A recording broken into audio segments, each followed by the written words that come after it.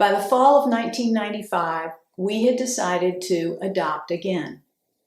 We got an updated home study and prepared our second Dear Birth Mother letter. We sent it out to family and friends, including Rochelle. My cousin and his girlfriend had gotten pregnant, and they were still merely but in their teens in high school. And so when they told me that they were pregnant and they didn't know what they were going to do, I immediately suggested the Falcos, because they had just decided that it was perfect timing in their family to look into adopting a second child. So I encouraged them to reach out to the Falcos.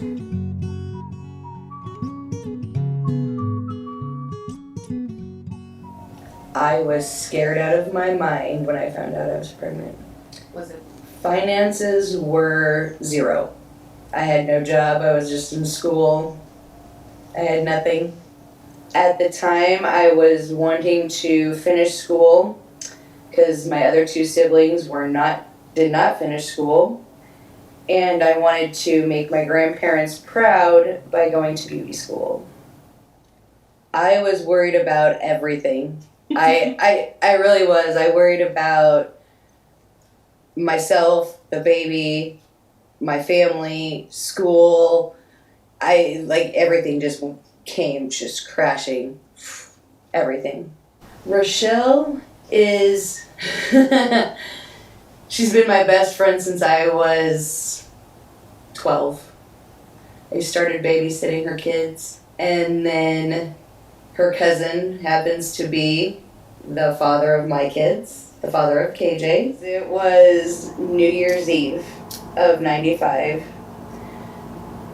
We were at the father's house, and Rochelle stopped by, and she tried to get me to drink some champagne, and I told her no, told her why, and she instantly got sober, and she goes, "Be at my house tomorrow, we have a phone call to make." Rochelle called us on New Year's Day 1996 and introduced us to Tina, a 16-year-old 10th grader, and her cousin Kevin, who was 18 and unemployed. At the time, we were in the middle of a potential adoption of twins, so we couldn't commit. But at the same time, we were very interested because we already had relationships with Rochelle's and Kevin's side of the family. The twins adoption didn't work out, and we connected with Tina and Kevin a few weeks later. I spent a lot of time researching with Rochelle and what I could on the newfound internet at the time, and just talking with everybody. Just figuring out what was what. I left my family out of it because I knew they would persuade me a whole nother way. And that is not what was needed. I needed to know that my son would be taken care of. I knew I was in no position to do that. I knew his father was in no position to do that. My family, as much as they wanted to, was in no position to do that. And no matter how old I am, I think of others first. I could not put an innocent child in that situation for potentially nothing. To grow, I was 16, I was living at home with my mom. Kids are not toys. Everybody's like, oh, you should keep it. No, they're not toys. They're humans. They need nurturing, they need supportiveness, they need everything, and I could not provide any of that for him at the time. We flew Tina, Kevin, and Tina's mother, Kathy, to Atlanta to meet us in person. Admittedly, I was a bit lost. I was closer to Kathy's age than Tina's, and I was largely ignorant of cars and professional wrestling and football, the main topics of interest. Fortunately, John had a wealth of information and curiosity about those topics. They were the first choice and only choice. I did look at a couple other people here in town, but I couldn't have my child that close to me, especially if I was going to give him up for adoption, because that would be too much. I would feel too intrusive. Oh, can I come visit? Can you come over? I couldn't do that. that wouldn't be good for me or the child. It wouldn't be healthy.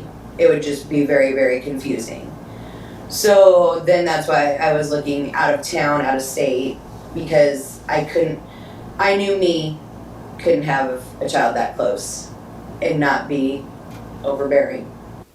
We had a great time showing them the sights in Atlanta, seeing our home, and even meeting our relatives and friends. I hoped it was enough to cement the relationship.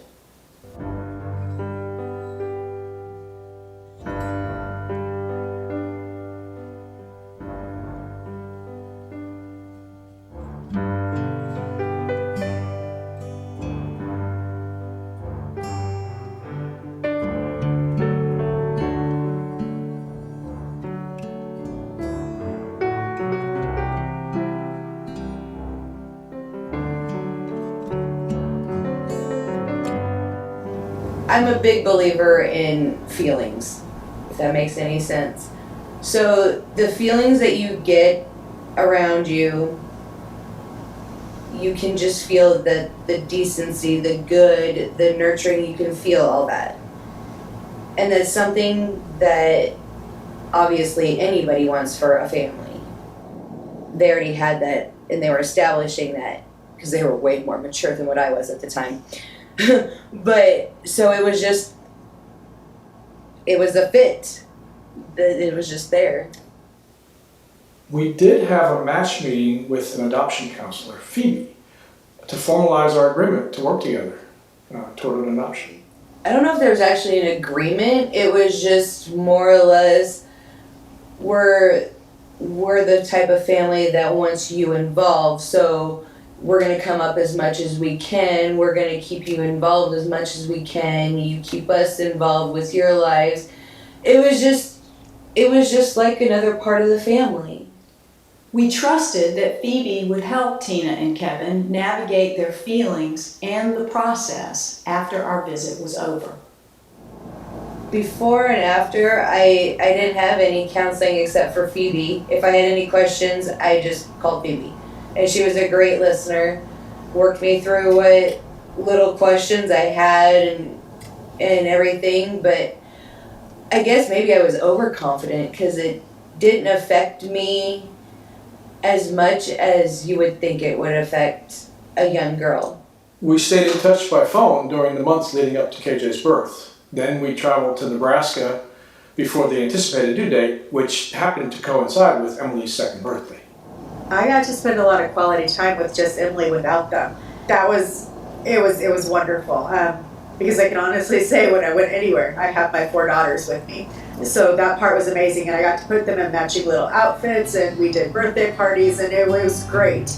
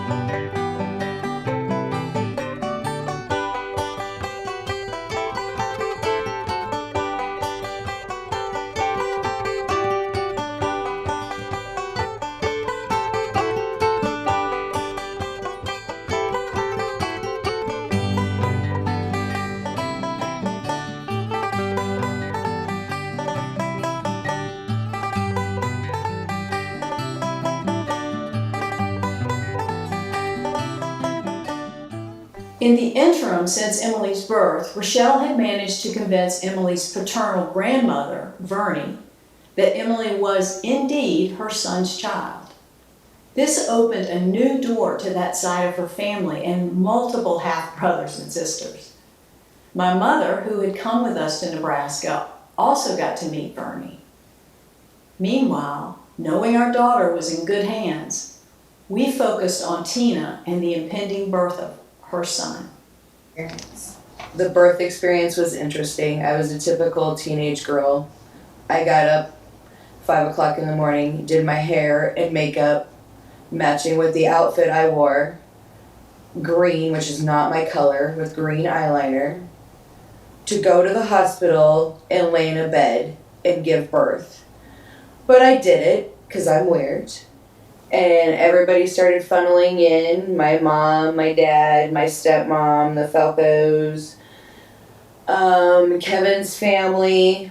And all I wanted to do was eat pepperoni pizza from Pizza Hut. Because that's all I ate during my pregnancy. Because that's all that was good. And of course I couldn't eat. And then I got told I had to have an epidural. And then I got told I couldn't have any visitors.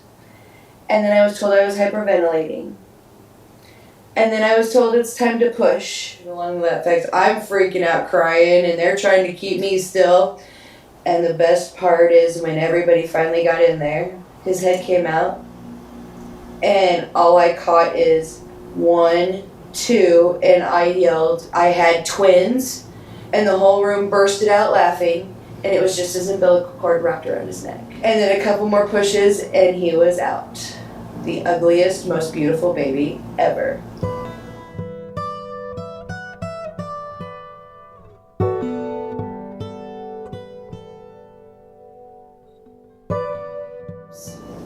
In the hospital afterwards, he was with me the whole time. The only time I was alone was when I was sleeping. But there was so many people that wanted to see him and be there. So I was never really alone. He was never really ever alone. He's been a spotlight since the literal second he was born.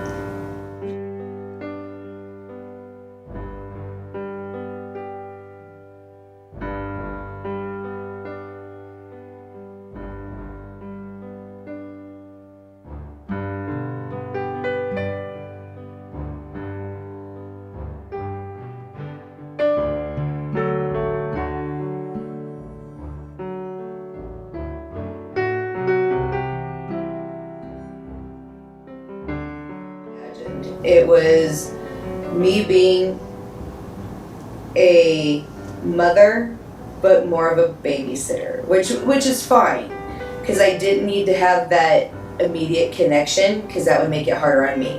I had to try to separate myself.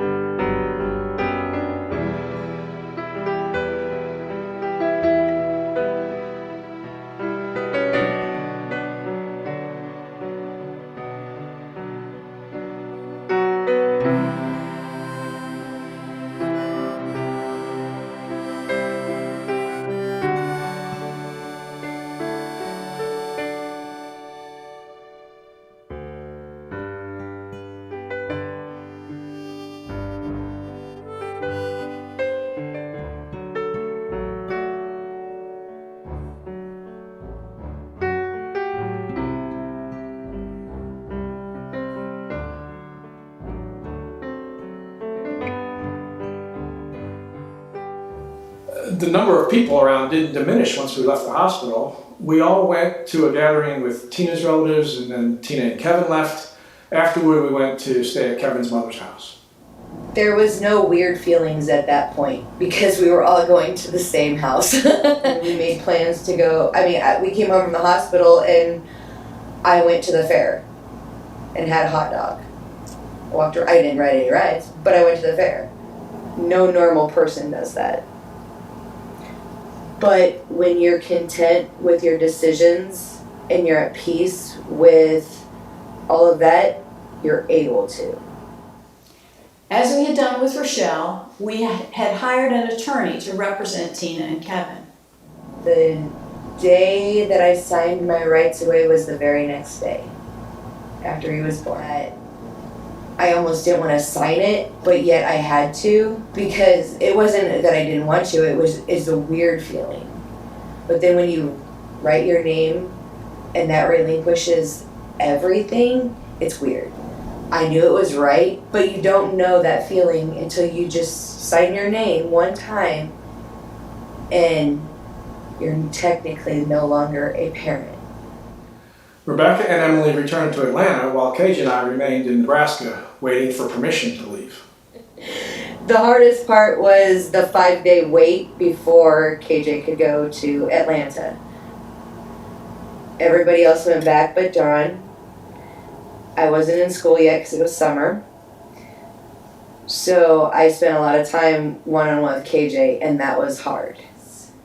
I had to keep walking away because I knew it wasn't going to last, and I couldn't make that bond strong because I knew it wasn't healthy for me. I know that sounds totally abnormal, but when you already know that your child's not going to be with you and you have a limited time, you can't create that huge bond. Back at home, we introduced KJ to family and friends, and we got on with being a family of 4. We sent updates, mostly letters and pictures, to Tina. I think I had, 3 weeks from the time KJ left till the time I went back to school as a junior. And first day, everybody's asking me where my kid was. And I pulled out all kinds of pictures. And so, yeah, I didn't have much time to dwell on it, which is better for me, because the more I dwell on things, the more I get inside my head. Again, I took, KJ's pictures everywhere with me, everywhere. Every time a new pet came in the mail, they were with me everywhere for at least a week. Everybody would always ask me about it because I was so open about it. I didn't keep it a secret because that's not the intention of it.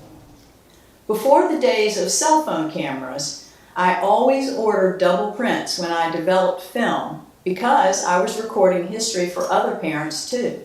And I was recording video that we intended to share. Okay, this is an extra saucer, and it's, I have a puke in my hair. I get a lot of puke in my hair in this house. AJ has what they call reflux, which is 30 minutes later you may get his food back up. You don't get it back immediately. By then it's nice and chunky. So, isn't that right, Kate? Yeah. He's also very much of a goo man. Okay? Are you ready? 1, 2, 3. Oh, big smile. Say bye-bye, KJ. Boy loves to be up. Look at this. We have lions. We have lions in this family. Look at this lion. And look at this one down here. Hey, Simba. This is the baby lion and Emily's the lion. Emily, look at Daddy. Say hi, I'm the Lion King. Cutest? I took every opportunity that came along to talk about adoption. At Emily's baptism, I asked to speak. Who does that? But I got up in the pulpit and I talked about Rochelle and about open adoption. Emily caught on quickly. Emily, where's KJ? Where's KJ? Did you say Tina's KJ? Yes. You did? Where do you think that came from? Home. Tina's KJ, that's right. Tina had KJ, didn't she? Yes. Where? She let us happen to be your brother. I'm going to say yes. That's right. I'm going to say yes. Mm-hmm. I'm going to say yes. Yeah. KJ, like Emily, was baptized at our church by Rebecca's dad, his papa. John, baptized in the name of the Father, Son, and the Holy Spirit. The Holy Spirit worketh in you in one born of the Spirit, and he grows to true science of Jesus Christ.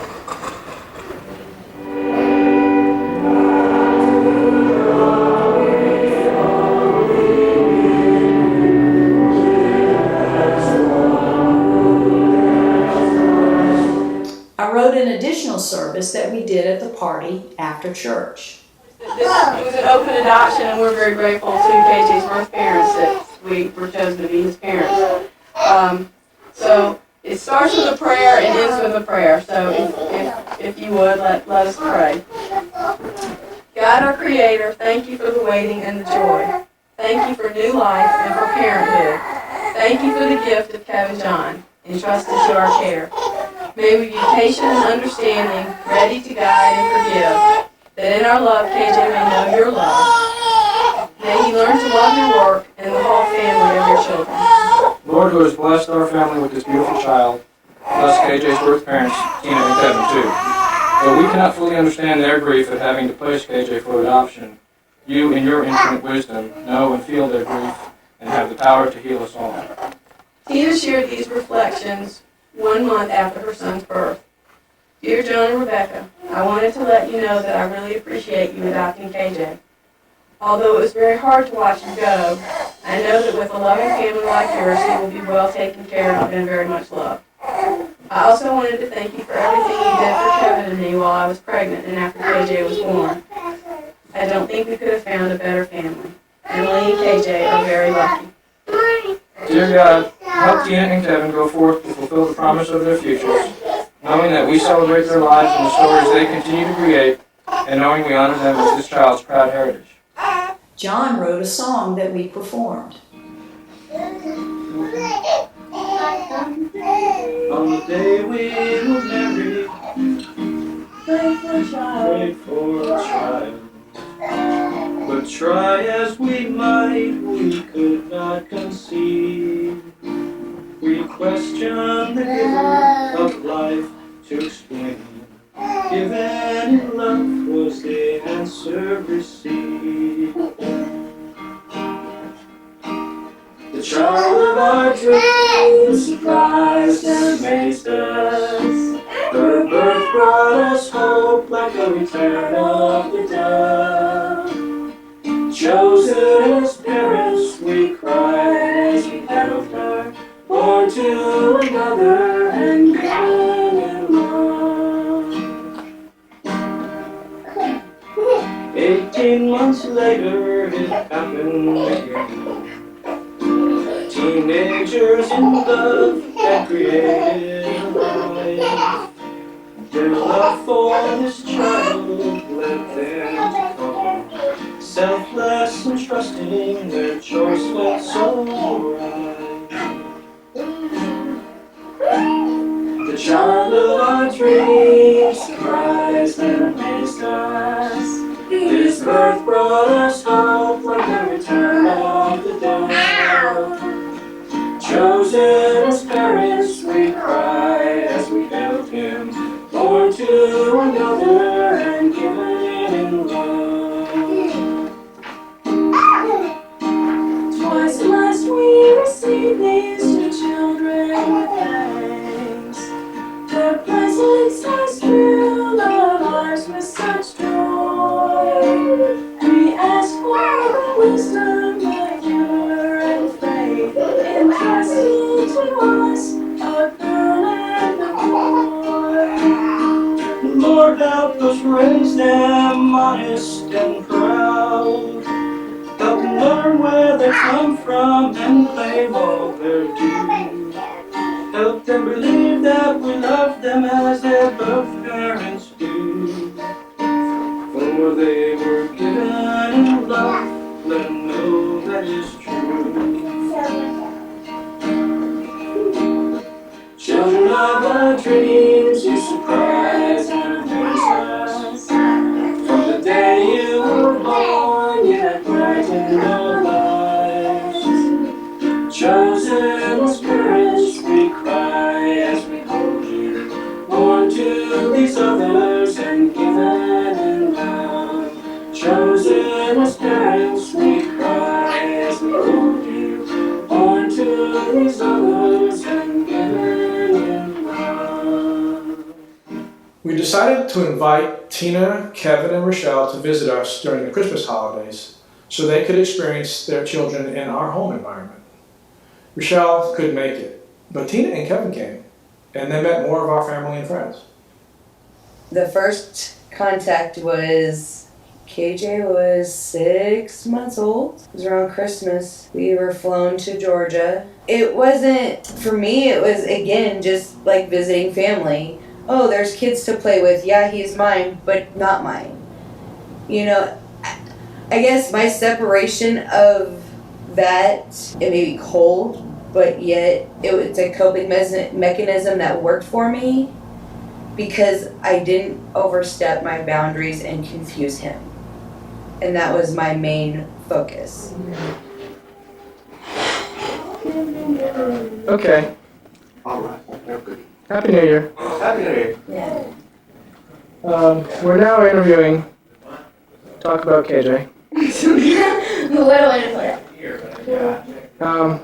So what do you think about KJ? He's hyper. Oh, God, yeah. And He's got a very, very short temper. short fuse. Yeah. What do you think that's like? Kevin. Me, definitely. In what ways do you think he's like each of you? He ain't like me anyway, except his mood swings. His big mouth, too. I mean, yeah. And let's see. Well, Otherwise, he's identical twin to Kevin.